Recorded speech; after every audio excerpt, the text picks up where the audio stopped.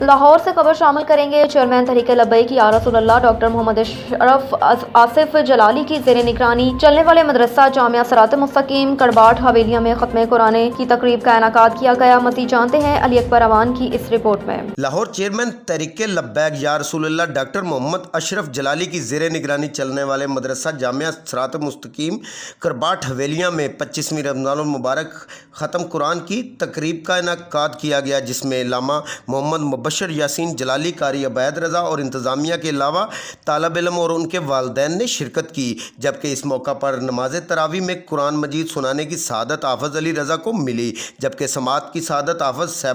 سیف اللہ نے حاصل کی، اور اس بابرکت موقع پر مفتی سجاد احمد نے عظمت قرآن پر بیان دیا اور حفاظ کرام کی خدمت کی سعادت حاجی محمد منشا اور ماسٹر محمد مشتاق نے حاصل کی، جبکہ اس موقع پر طالب علم زین علی اوان نے سریلی سروں سے ماں کی شان بیان کر دی اور حاضرین محفل کے دلوں کو منور کیا۔ کیمرہ مین اشفاق احمد کے ساتھ علی اکبر اوان، لاہور۔